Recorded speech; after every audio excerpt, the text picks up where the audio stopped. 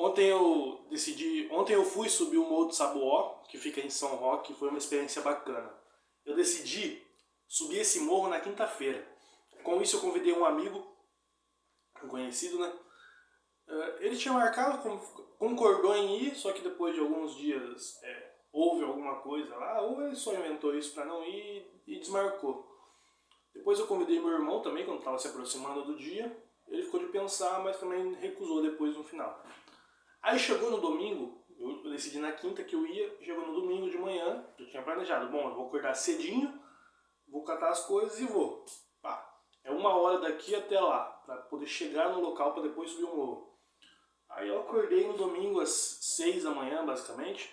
Aí eu fiquei pensando, cara, pra que eu vou fazer isso? Por que eu vou fazer isso, Isaac? Você quer mesmo isso? Fica aqui, mano, fica deitado. Continua aqui embaixo da coberta que tá quentinho, sabe? Tava mó frio, mano. Só que aí eu pensei, caramba, velho, eu vou continuar fazendo isso, vou continuar negociando coisas que eu queria fazer, coisas que eu tomei por decisão fazer, entende? Eu vou ficar voltando atrás, negociando comigo mesmo? Eu falei, não, agora eu vou ir. E eu fui. E eu tava ainda assim pensando se realmente ia valer a pena. Porque pelo que eu tinha visto já, o morro não era um morro tão grande ou qualquer coisa assim. Parecia ser um morro descampado, então sem árvores e tal. Eu pensei, pô, será que a vista de fato vai ser boa? E eu fui.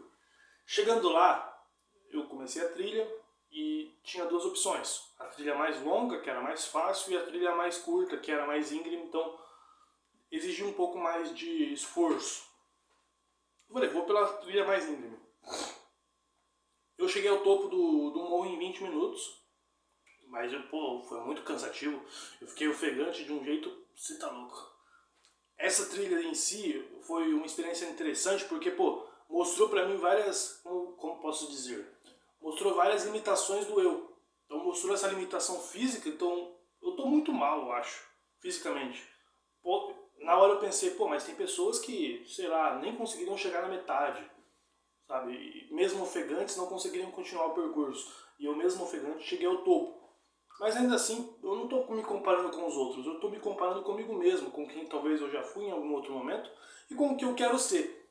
E particularmente eu percebi o nível da minha insuficiência ali, física falando.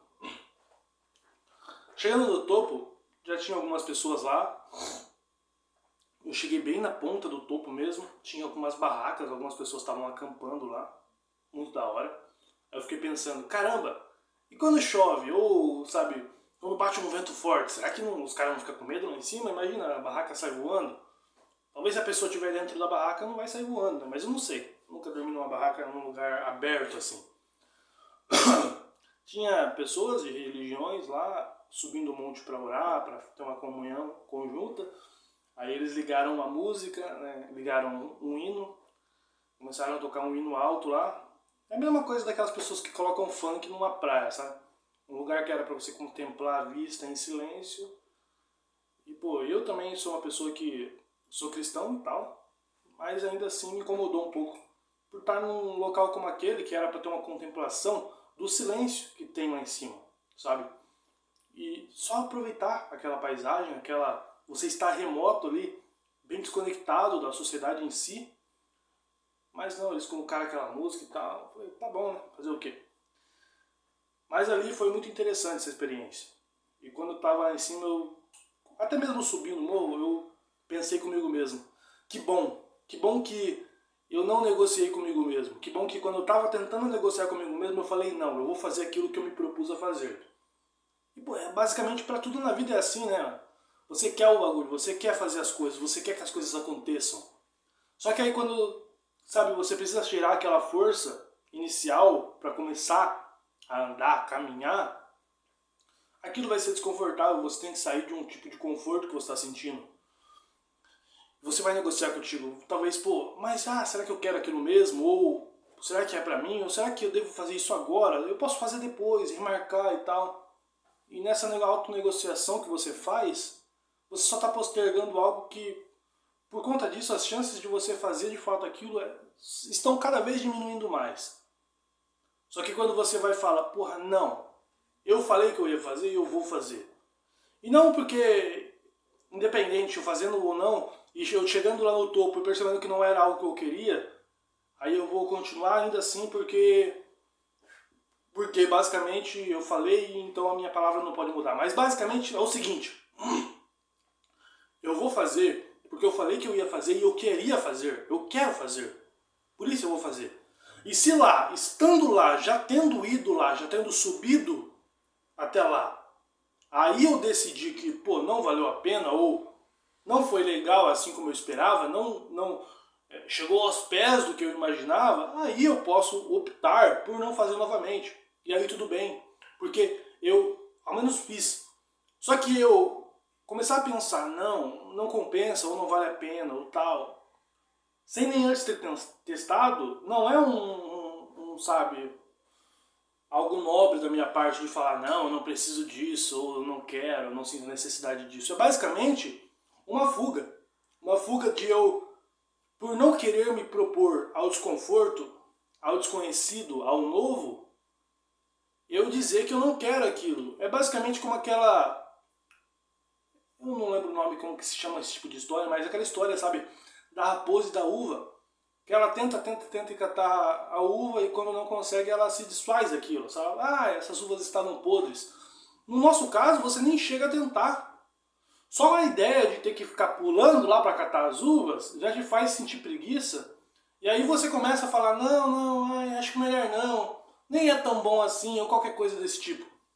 Sabe, é aí que eu vejo o problema.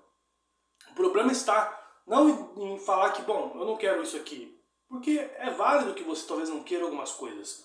O problema é você dizer que não quer algo não porque você experimentou e disse que não queria, você viu como era e disse que não queria mais porque você estava com preguiça ou negociando com si próprio para se manter num estado de conforto, porque para obter aquilo ou experimentar aquilo, você teria que ter algum tipo de movimento, algum tipo de predisposição de si mesmo, de uma ação.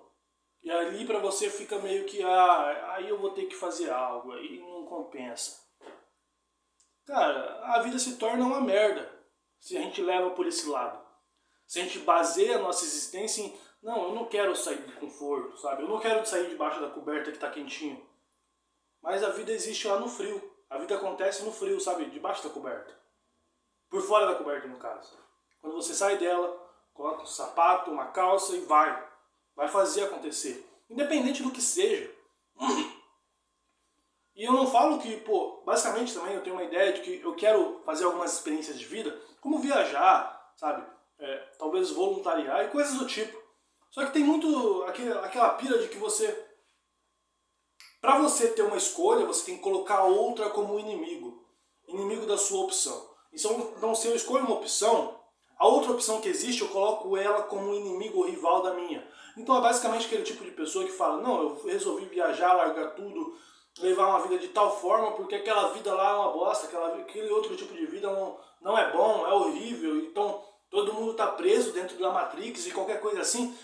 Pra mim isso parece o mais alto nível de idiotice, sabe? De tolice da nossa parte. Porque, pô, eu quero descobrir se é bom viver, sabe? Num carro, ou talvez viajando e coisas do tipo. Eu quero descobrir isso. Mas eu também sei que se manter aqui, criar raízes, se viver, pô, num lugar fixo e criar raízes, uma vida em torno desse local, não necessariamente é algo ruim. Tudo depende da experiência que você vai ter, ou do local em si que você vai estar, e se você gosta dele, se você se familiariza com ele. Basicamente isso.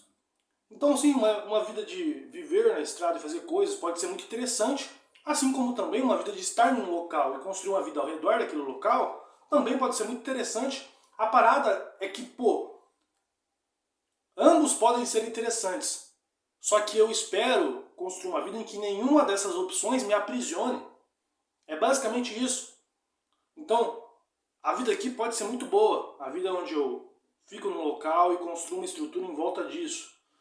O problema seria se essa estrutura que eu criasse, ou se essa estrutura que eu estivesse sustentando, fosse a mesma que me aprisiona aqui e não me permite explorar novas situações, novas opções, novas maneiras de pensar, de experimentar a vida. Então, pô, o carro lá, que é aquela dívida que eu desenvolvi, que vai por 10 anos eu vou ter que ficar pagando, é o que me aprisiona, assim como a casa que eu estou pagando parcelado, é o que me aprisiona e me impede de talvez me arriscar um pouco por outro lado, por outro caminho que eu quero conhecer, que eu quero experimentar, sabe, aquela profissão, aqueles hobbies, aquelas pessoas que eu quero conhecer, aqueles lugares que eu quero visitar, basicamente isso. Então nenhum desses para mim parece ruim. Claro, dependendo do contexto, então se manter num local físico pode ser muito bom para um e ruim para outro. Por quê? Porque um mora num local totalmente desestruturado, que não tem recursos, que não tem fartura, seja em alimento, em outras coisas, e que não tem oportunidades de crescimento. Já outro mora em um local que tem essa fartura, que tem essas oportunidades, seja de trabalho ou tudo mais. Então para essa aqui é muito ruim, porque nesse local que ela está, que ela escolheu ficar, que ela escolheu criar raízes, ou que ela só está ali, basicamente não tem o que precisa, sabe? Seja em questão de aquilo que nós necessitamos como seres humanos, na nossa essência, alimento, moradia, qualidade de vida, segurança, como oportunidades também de trabalho. Então para ela é muito ruim esse tipo de vida, porque aquele local não disponibiliza aquilo que se vê necessário para ela. Só que a outra, no local que ela escolheu ou que ela simplesmente está, e aquilo ali fornece para ela o que ela precisa. Então, pô, aquela experiência para ela é maravilhosa. Assim como para um viajante, para uma pessoa que decide viver uma vida totalmente fora da caixinha, pode ser muito da hora essa vida, pode ser muito engrandecedora para ela, como pode ser algo extremamente autodestrutível para outra. Porque a outra não consegue absorver aqueles impactos e transformar isso em força. Para ela, talvez um impacto, de fato, seja só uma ferida. Algo que vai degradar ela. Como para outra, um impacto, seja emocional, um impacto físico, um impacto financeiro, seja algo que vai fortalecer ela, que vai fazer ela pensar de uma maneira diferente e se autoalavancar novamente de algum modo, sabe, completamente fora da caixa, completamente fora do que ela esperava, o que ela já imaginava, concebia como bom ou ruim, como possível ou não. Então, são pessoas diferentes e situações diferentes. Então eu não digo aqui que um é bom e o outro é ruim. Sabe, viver viajando é ruim ou bom. Ou morar num local fixo é ruim ou bom. Ambos têm suas vantagens e desvantagens. E cabe a mim experimentar a minha vida e sobre a minha vida decidir se isso é bom ou ruim para mim, basicamente. Eu não posso dizer por você, nem por outro. E nem você pode dizer por mim. Se tiver a dizer por mim, a única coisa que eu posso fazer é falar para você, vai pastar, cara. Como você pode decidir por mim? Como pode saber o que é bom para mim? Ou como eu posso saber o que é bom para você? É basicamente isso.